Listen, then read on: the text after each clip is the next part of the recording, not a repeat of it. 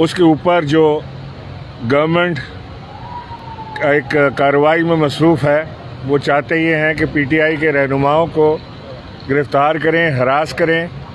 और इसी सिलसिले में उन्होंने जो सिलसिला शुरू किया है, हलीम आदिल शेख के ऊपर पहले FIR कटवाई गई, दहशतगर्दी के पर्चे दिए गए, कातिलाना हमले के पर्चे दिए गए, अटेम्प्टेड मर्डर्स के पर्चे दिए गए, और उसके बाद उनके घर पे मुसलसल छापे डाल रहे हैं और घर वालों को हरास कर रहे हैं। हलीम आदिल शेख अपोजिशन लीडर है। हलीम आदिल शेख इस सिंध असेंबली का मुंतखब अपोजिशन लीडर है और उसके घर से ये शुरुआत करके एक पैगाम देना चाहते हैं पाकिस्तान तहरीक इंसाफ के वर्कर्स और लीडर्स को कि अगर इमरान खान के साथ साथ चलोगे तो तुम्हारे साथ ये हम काम करेंगे। मैं ये वाज़े कर देना चाहता हूँ मुराद अली शाह साहब आपको कि जितने मर्जी आप चाहे छापे डलवा लें, जो मर्जी आप कर लें, पाकिस्तान तहरीक इंसाफ का एक एक कारकुन, एक एक लीडर, पार्लियामेंटेरियन सब इमरान खान के साथ खड़े हैं। और सिर्फ पाकिस्तान तहरीक इंसाफ नहीं, पूरे पाकिस्तान के लोग साथ खड़े हैं। किस किस को अंदर करेंगे आप? आपके अपने दिन गिने जा चुके हैं, बहुत थोड़े दिन हैं। वो काम और वो जुल्म करें जो आप बर्दाश्त कर सकें। एक एक चीज़ का हिसाब इंशाल्लाह लिया जाएगा आपसे। ये कोई तरीका है कि आप अपनी सियासी एक्टिविटीज़ नहीं कर सकते? ये कोई तरीका है कि आपका जो दिल चाहेगा आप जिसको दिल चाहेंगे उठा लेंगे, घर ले जाएंगे, जेल में डाल देंगे, ज़दोकोब करेंगे, फैमिली को डराएंगे, हरास करेंगे? उसके घर पे उसकी बेटियां मौजूद हैं, वहाँ पर पुलिस रात के 2-2 बजे छापे डाल रही है, दीवारें कूद के अंदर जा रही है, चादर और चार दीवारी का तकद्दुस पामाल किया जा रहा है, जिसको बहुत ज़ोर ज़ोर से मरियम नवाज़ और आप लोग रोते थे कि जी चादर और चार दीवारी का तकद्दुस पामाल हो रहा है।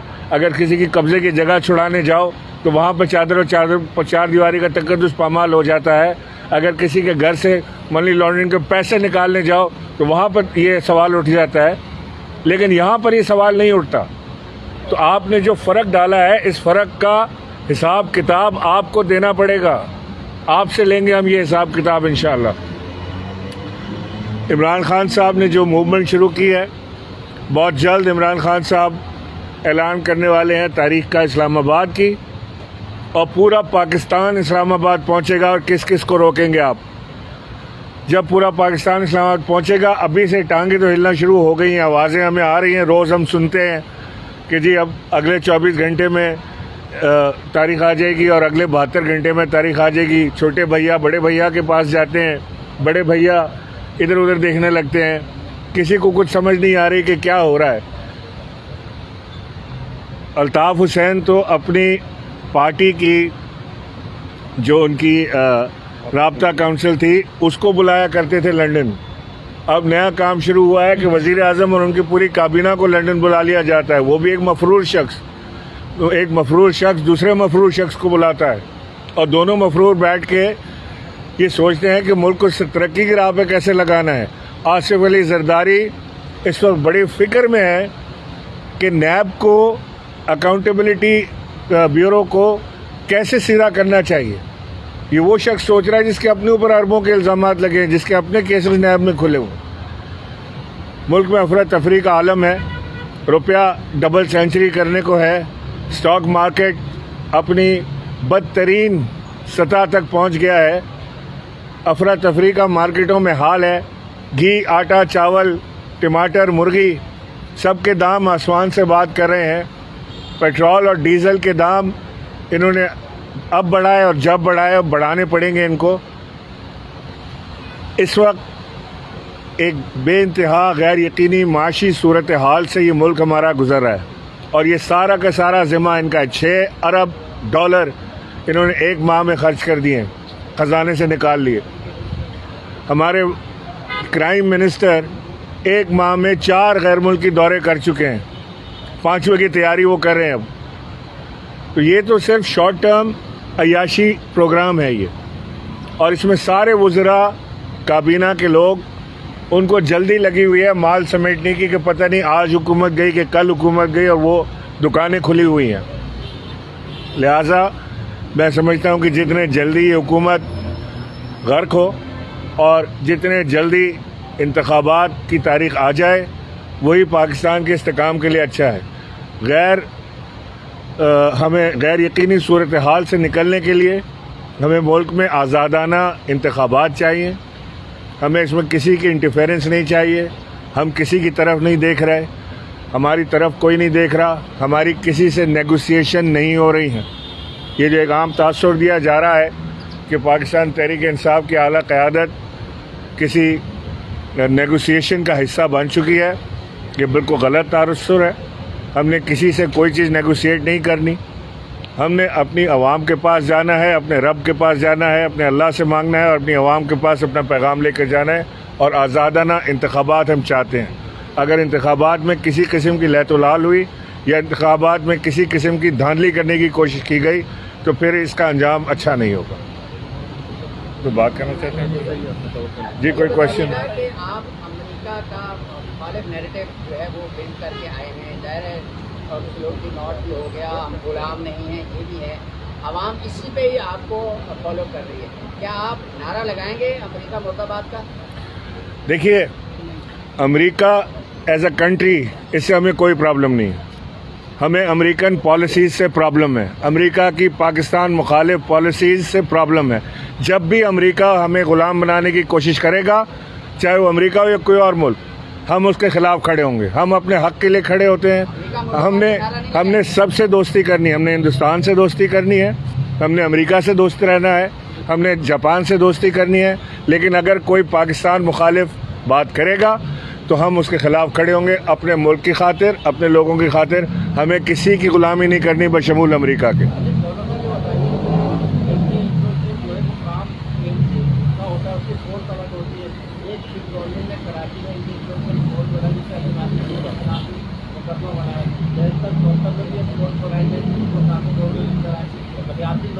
लोगों को दबाने के लिए ये फोर्स आप लोगों को दबाने के लिए आपको घर खरीदेंगे, जमीन खरीदेंगे, तो के आपके पास मुकदमा आप इनके तो इनके सारे इदारे ये अपने नौकरों की तरह इस्तेमाल करते हैं। जैसे घर में आप इस्तेमाल करते हैं, उस तरह से ही अपने इदारों को इस्तेमाल करते हैं। इन्होंने तो कभी कानून की पासदारी की नहीं। इनके हर इदारे को बनाने का मकसद दो ही होते हैं, या सियासी मुखालफिन को दबाना या नोट कमाना। तीसरा मकसद तो कोई है नहीं। गवर्नर साहब, जो इलेक्शन होंगे उसमें आपकी तो आरटीएस सिस्टम नहीं बैठेगा, तो नताइज अगर फेयर हुए तो पीटीआई वो नताइज तस्लीम करेगी या फिर एहतजाज पे चली जाएगी? नहीं, नताइज देखें, आज नतीजा तो आज आपके सामने है। वो जो कल तक इमरान खान की गैरत को ललकारते थे कि अगर हिम्मत है, अगर मर्द हो तो बाहर आओ, इलेक्शन कराओ, वो आज खुद वजीर खारजा बने बैठे हैं। मैं उन्हें कहता हूं कि अगर हिम्मत है और मर्द है तो आए बाहर इलेक्शन कराएं। Let's do it. घोड़ा भी हाजिर है और मैदान भी हाजिर है, चलें इलेक्शन कराते हैं। इस वक्त तो इमरान खान के अलावा कोई तैयार ही नहीं है किसी को वोट देने के लिए। ये इसीलिए इलेक्शन से भाग रहे हैं और ये इलेक्शन इंशाल्लाह साबित कर देंगे पाकिस्तान की तकदीर का कि आगे क्या होने वाला है। इलेक्शन की जो भी नताइज होंगे, अगर गैर जानिबदाराना इलेक्शन हुए, धांधली फ्री इलेक्शन हुए, तो इंशाल्लाह मनोन तस्लीम करेंगे। लेकिन इस इलेक्शन कमिश्नर के होते हुए शफाफ इंतखाबात की तवक्को कम है। ये बता दें कि आपकी हुकूमत में इसी तरह की कार्रवाइयां की गई, मारा गया, को इस तरीके से गिरफ्तार किया गया जैसे वो। अब अगर वही कार्रवाइयां आपसे बात कर रहे हैं, ये अमल तो आप लोगों ने देखें, फरियाल तालपुर के घर छापा डाला गया था क्योंकि वहाँ करप्शन के पैसे जमा थे और वो कोई सियासी कार्रवाई नहीं थी। अगर सियासी कार्रवाई होती तो फरियाल तालपुर बाहर ना निकल सकती। वफाकी हुकूमत बहुत बड़ी बला होती है। अगर किसी को उसने वफाकी हुकूमत ने टारगेट कर लिया ना कि उन्होंने इसको रगड़ना है, तो फिर वो जेल से बाहर नहीं निकलता होता। फिर एक के बाद दूसरा केस, दूसरे के बाद तीसरा केस बनता चला जाता। ये फिर बच के नहीं निकल सकते थे। लेकिन इनके ऊपर जो कार्रवाइयाँ हुई वो नवाज शरीफ के दौर में बने हुए केसों पे हुई। हमने केस नहीं बनाया फरियाल तालपुर के खिलाफ। वो इनके सजन जो आजकल बने हुए मुस्लिम लीग नून, उन्होंने केस बनाया था और उसी केस के ऊपर वो कार्रवाई हुई थी।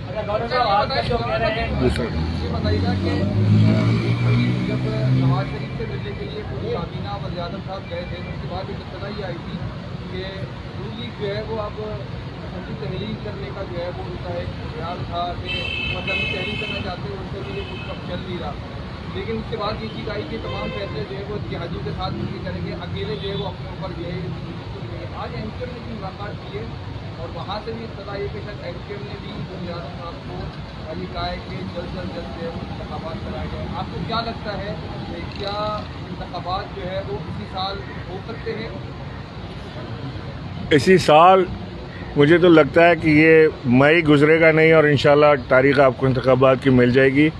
ये बहुत छोटी मुद्दत जो है इसमें दी जाएगी, जो कम से कम मुद्दत है 1.5 महीना 2 महीना जो भी होता है, 60 दिन मेरा ख्याल है, उसके अंदर अंदर ये फौरी तौर से इंतखाबात में चले जाएंगे। क्योंकि ना ये बजट देने के काबिल हैं, पैसे ये खर्च कर चुके हैं, सलाहियत इनके अंदर है नहीं, 13 जमाती इत्तेहाद को ये लेके चल रहे हैं, फैसले करने की ताकत इनके अंदर नहीं है, सकत इनके अंदर नहीं है। कभी लंदन भागे चले जाते हैं, कभी अमेरिका चले जाते हैं, वज़ीर ख़ारजा स्विट्ज़रलैंड का दौरा मारते हुए आते हैं अकाउंट एक्टिवेशन के लिए।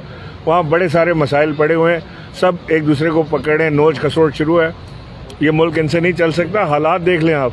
ये बताइएगा कि इमरान खान ने कहा कि उनकी जान को खतरा है, जो कि एक बड़ा सीरियस मैटर है। अगर वो अपने खतरात बता रहे हैं तो जो हुकूमत है वो कहती है शवाहिद दें ताकि हम उसके हवाले से तहकीकात करें और उनकी सिक्योरिटी को मज़ीद सख्त किया जाए।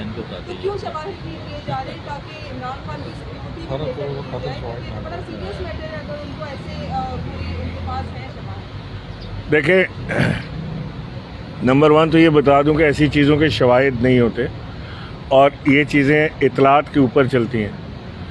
ISI, MI, IB सब वफाकी हुकूमत के इदारे हैं, वफाकी हुकूमत के पास हैं और शवाहिद वो हमसे मांग रहे हैं। ये तो बेवकूफ़ाना हुकूमत एक बैठी हुई है जिसके पास तमाम एजेंसियाँ होने के साथ। करें ना ISI को फ़ोन, पूछें DGI से कि इमरान खान जो कह रहा है क्या ये सच है कि गलत। IB के हेड को फ़ोन करें, वज़ीर आज़म साहब का फ़र्ज़ है कि वो फ़ोन करें। ये बेनज़ीर भुट्टो ने भी क्लेम किया था कि उसे ज़िंदगी का ख़तरा है, ये बेनज़ीर भुट्टो ने भी क्लेम किया था, लेकिन उस वक्त भी यही बात की गई कि शवाहिद दे दें। वो कौन से शवाहिद दे दें? वो आपको पता चलता है, लोग बताते हैं, एजेंसीज बताती हैं, फ़ोन कॉल्स टैप होती हैं, कोई चीज़ें होती हैं, ये इंफॉर्मेशन बेस्ड चीज़ें चला करती हैं। अगर इमरान खान को खराश भी आई, इसकी ज़िम्मेदार ये इम्पोर्टेड हुकूमत होगी और खुदा न खास्ता अगर इमरान खान को कुछ हुआ तो ये इम्पोर्टेड हुकूमत का एक भी शख्स, वैसे तो आज भी बेचारे ये रोड पे नहीं निकल सकते, निकलते हैं तो अपने हिस्से की जिल्लत समेट रहे होते हैं, कभी कहीं से कोई आवाज़ पड़ती है, कहीं से कोई आवाज़ पड़ती है, मुँह छुपा के फिर रहे होते हैं। लेकिन अगर इमरान खान को कुछ हुआ तो ये इस मुल्क में रहने के काबिल नहीं रहेंगे। ये बताइएगा गवर्नर साहब कि अभी जो खान साहब ने कहा था जो नरेश आपके इलाके में वो अगर कहीं भी नजर आया तो कारकुनान का एहसास करें, तो समझते नहीं कि इस तरह की जो चीज़ें हैं वो कारकुनान में इंतजार कराने की बात है। एक तो ये, दूसरा ये बताइएगा कि अगर इसी इलेक्शन कमीशन के होते हुए इंतखाबात होते हुए पीटीआई हिस्सा ले। देखिए, कारकुनान में इंतशार तो उस वक्त फैलता है जब वो वोट देते हैं, इमरान खान के नाम पे वोट लेते हैं और उसके बाद लोटे बन जाते हैं, पैसों पे बिकते हैं, तो कारकुन में इंतशार पैदा होता है। फिर वो अपने हल्के नहीं जा पाते, फिर लोग उन्हें इंतज़ार करते हैं कि तुम घर तो आओ, तो वो घर भी अपने नहीं जाते, फिर वो छुपते छुपाते बैठे रहते हैं कहीं सिंध हाउस के अंदर। तो ये जो लोग लोटे बन जाते हैं ना, उनकी ना कोई इज्जत होती है ना गैरत होती है उनके अंदर। ये कोई और ही नस्ल के लोग होते हैं, छोड़ें, उसकी बात ना करें। लेकिन ये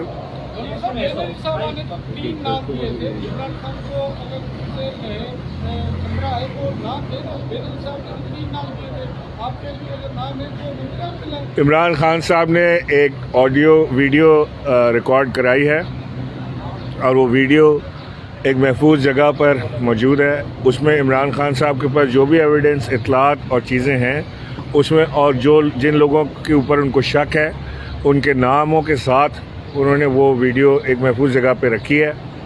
अल्लाह से दुआ करें कि वीडियो इस्तेमाल करने का वक्त ना आए और अल्लाह इमरान खान को ज़िंदगी अता फरमाए और सेहत के साथ।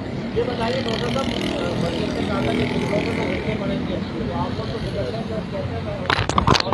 किसको डंडे पड़ेंगे? हम लोगों को, पीटीआई वालों। मरियम बेचारी तो जब वो मुंह खोलती है वो हमारा ही फ़ायदा करवा देती हैं।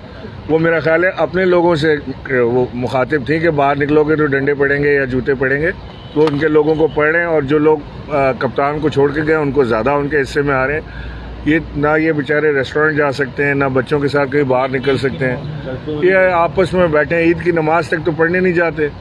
ये बेचारे आपस में बैठते हैं, एक दूसरे की तारीफ़ें करते हैं, आप बहुत अच्छे हैं, वो कहते हैं जी आप बड़े अच्छे हैं, और फिर उसके बाद इजलास ख़त्म हो जाता है। साहब ये बताइएगा कि जैसे कभी आपने फरमाया कि अगर इमरान खान में कुछ होता है तो ये पोर्ट्रेट हुकूमत के जो लोग हैं ये भी पाकिस्तान में रहने के काबिल नहीं होंगे, तो क्या इसको धमकी समझा जाए कि आपका पैगाम समझा जाए? जो मर्जी समझें जी, अगर इमरान खान को कुछ होता है तो मैं अपने बात पे बिल्कुल खड़ा हूँ कि पाकिस्तान का बच्चा पाकिस्तान का हर शख्स इनसे सवाल पूछने निकलेगा और इनको पकड़ा जाएगा, क्योंकि ये वो लोग हैं जिनको इमरान खान की सियासत में ना होने का फ़ायदा इनको मिलता है। ये वो लोग हैं जिन्होंने एक गैर मुल्की साजिश के साथ इमरान खान की हुकूमत को ख़त्म किया। ये वो लोग हैं जिन्होंने इमरान खान का एक अच्छा एजेंडा जो वो मुल्क की बेहतरी के लिए कर रहे थे, सस्ती गैस, सस्ता ऑयल, चाहे वो ईरान हो या रशिया हो, उससे लेने की कोशिश कर रहे थे। इमरान खान को सज़ा इन्होंने दिलवाई है, ये सज़ा है इमरान खान के लिए। उस मरासले में लिखा हुआ है कि अगर इमरान खान इस वोट ऑफ नो कॉन्फिडेंस को सर्वाइव कर गया तो पाकिस्तान को इसके संगीन नताइज भुगतने पड़ेंगे, और अगर इमरान खान को गिरा दिया तुम लोगों ने तो हम तुम्हें माफ़ कर देंगे। तो ये माफ़ी के तलबगार लोग हैं अमेरिका से, ये अल्लाह से माफ़ी के तलबगार लोग हैं। हम अपने रब से माफ़ी मांग रहे हैं, ये अपने अमेरिका से माफ़ी मांग रहे हैं। देखें क्या होता है। इमरान खान साहब, मरीम नवाज कहती है कि इमरान खान साहब जिनको कॉल किया करते थे, आज वहाँ से जवाब आता है not responded at the moment. क्या कहाँ कॉल की जाती थी, ऐसी क्या बातें? देखें, ये मैं बताता हूँ, ये वो लोग हैं जो जब जनरल फैज़ DGI थे तो ये उनके दर पे लाइनें लगाया करते थे, ये उनको फ़ोन कर के थका नहीं करते थे, ये उनसे मिलने के लिए सोर्स लगाया करते थे, और ये प्राइवेट महफिलों में बैठ के पूछते थे कि आपकी जनरल फैज़ से कैसी है, अच्छी है, उनसे मेरा ज़रा बात करवा दें। और जैसे ही जनरल फैज़ कोर कमांडर बने, इनकी ज़बान सुन लें आप, ये आज जो बैठे हुए हैं इनके लिए कल इन्होंने यही ज़बान इस्तेमाल करनी है। कोई कह रहा है खुड्डे लाइन लगा दिया है, कोई कुछ और बात कर रहा है। जब तक जनरल फैज़ से आसिफ जरदारी के हाथ से छड़ी नहीं छूटती थी कोर्ट आते हुए, बड़ी मुश्किलों से चल के आते थे वो। जैसे ही जनरल फैज़ गए वो छड़ी हाथ से छूट गई। तंदुरुस्त तवाना हर रोज़ आना आसिफ जरदारी, ये इन्होंने पहले भी ये किया है। ये फ़ौज में जनरलों को बुरा भला कहते रहे। आज जो बैठे हुए हैं जनरल्स, इन्हीं जनरलों को ये कोई साल पहले इनको बुरा भला नाम लेके कह रहे थे। यही नवाज शरीफ 12-14 दफ़ा इनके वीडियोज़ हैं जिसमें इन्होंने बात किया है जनरल्स के बारे में, ख़ास तौर से हमारे आर्मी चीफ के बारे में। यही मरियम नवाज़ जो नाम लेके बुरा भला कहती थी, अब उन्होंने डाइसेक्ट कर दिया है। अब उनको लग रहा है कि एक आदमी जो है वो अब उनके काम का नहीं रहा, लिहाजा उसको उन्होंने गालियाँ देना शुरू कर दी। जो काम का है उसे वो अच्छा कह रहे हैं। ये कोई पाकिस्तान की खातिर या हमारी अफवाज के वक़ार की खातिर ये काम नहीं हो रहा, ये काम हो रहा है सिर्फ अपनी खातिर। और ये हमेशा से नवाज शरीफ को हमारी फ़ौज के साथ प्रॉब्लम रही है। और ये जो आज बड़ी खुशी मनाते हैं ना, कहते हैं कि जी इमरान खान और फ़ौज का पेज अलहदा हो गया। इमरान खान और फ़ौज जब तक हम हुकूमत में थे बहुत ज़बरदस्त वर्किंग रिलेशनशिप हमारी रही, हम साथ रहे, हम साथ चले, फ़ैसले बाहमी उसके बाद किए गए, बाहमी मशावरत के बाद फ़ैसले किए गए, स्ट्रॉन्ग, बोल्ड और मुश्किल डिसीजंस लिए गए और मुल्क की खातिर लिए गए। इमरान का दावा है कि जो आपकी हुकूमत चल रही थी, जनरल फैज़ हमीद आपकी हुकूमत चला रहे थे, वो जब हटे तो आपकी हुकूमत भी चली गई। इमरान साहब, इसमें शामिल कर लीजिए कि लोग ये कहते हैं कि इस्टेब्लिशमेंट चूँकि आपसे नाराज़ हो गई है तो ये सारी गिरफ्तारियाँ, पकड़ धकड़ केसेस, ये उसका शाखसाना। देखिए, मुझे नहीं पता किसका शाखसाना है किसका नहीं, लेकिन मैं ये चाहता हूँ कि आज भी इस्टेब्लिशमेंट तो मौजूद है ना मुल्क के अंदर, बड़ी स्ट्रॉन्ग इस्टेब्लिशमेंट है, और वो बगौर देख भी रहे हैं सिचुएशन को। अगर तो वो ये समझते हैं कि जो इस वक्त मुल्क के हालात हैं, जो मईशत के हालात हैं, ये बहुत अच्छे हैं और मुल्क का बड़ा फ़ायदा हो रहा है, मुल्क दिवालिया होने को जा रहा है, डॉलर 200 को क्रॉस करने लगा है, स्टॉक एक्सचेंज बर्बाद हो रहा है, लोगों की इन्वेस्टमेंट लुट रही है, अरबों रुपए उड़ रहे हैं, 6 अरब डॉलर पाकिस्तान के कौमी ख़जाने से एक महीने में निकल गए। ये सब अगर मुल्क की इकानमी के लिए बहुत अच्छा है तो इस्टेब्लिशमेंट अलहदा बैठी रहे और ये तमाशा देखे। ये मुल्क जितना इस्टेब्लिशमेंट का है, या ये कह लें कि ये मुल्क जितना हमारा है उतना ही इस्टेब्लिशमेंट का भी है। उनके भी बच्चे इसी मुल्क में पल बढ़ रहे हैं, हमारे भी बच्चे इसी मुल्क में पल बढ़ रहे हैं। जो ऐसा नहीं हो सकता कि इस्टेब्लिशमेंट का पाकिस्तान जो है उसमें बहुत खुशहाली हो और आवाम का पाकिस्तान जो है वहाँ बदहाली हो, तो कोई बात नहीं।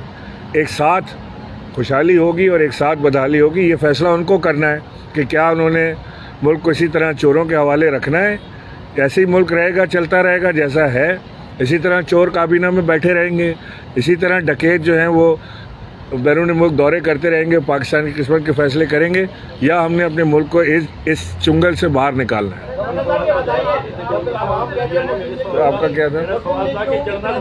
पानी बिजली का बहरान पैदा हो जाता है कराची में, आवाम कहती है जब भी हुकूमत आई है तो खैर लगा के लोग कहते हैं पानी का बहरान पैदा हो जाता है, तो इसमें क्या देखते हैं?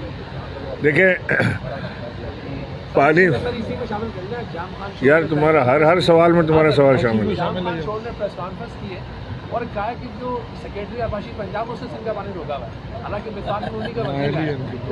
वो जाम खान शोरो भूल गए कि उनकी वो इस वक्त एलआई हैं वफाकी हुकूमत में, इसलिए वो इस तरह की बातें कर रहे हैं। देखिए पानी बिजली का संगीन बुहरान है मुल्क के अंदर। खाली पानी बिजली नहीं, हर चीज़ का ही बुहरान है। इस वक्त तो चिकन का बुहरान भी है, इस वक्त मटन का बुहरान भी है, बीफ का बुहरान भी है, अंडे का बुहरान भी है, टमाटर का बुहरान है, और सबसे बड़ा इस मुल्क में सच का फुकदान है और उसका सच का बुहरान है और झूठ की बोतात है। जो हुकूमत बैठी है टोटल झूठी और निकम्मी हुकूमत बैठी है। तो ये सारी चीज़ें खौफनाक हद तक बढ़ती जा रही हैं और ये बड़ा ख़तरनाक होगा। मैं आपकी बात का जवाब दे दूं, आप बहुत बेचैन हो रहे हैं। ये मफरूज़ा है कि जनरल फैज़ हमीद के ऊपर हमारी हुकूमत टिकी हुई थी, ये बिल्कुल मफरूज़े की बात है।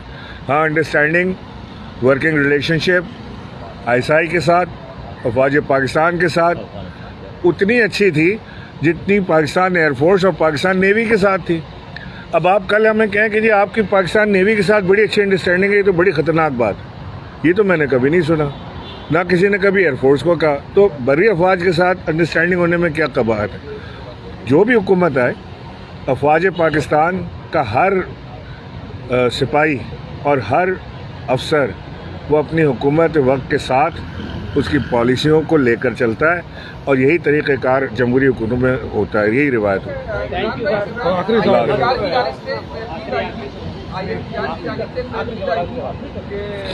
सियासतदान जो है वो उसमें जो है वो फौज को जो है वो इस्तेमाल ना करें, उनका नाम है बाकायदा जनरल फैज का नाम भी दिया था तमाम चीज़ों।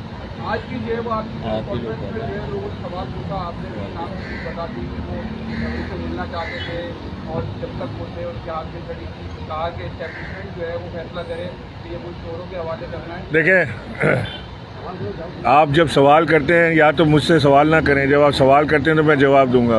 ISPR ने खाली पाकिस्तान तहरीक इंसाफ को तो एड्रेस नहीं किया था, आपको भी कहा था कि आप ना बात करें, तो आप सवाल ना करें, मैं जवाब नहीं दूंगा। बहुत शुक्रिया।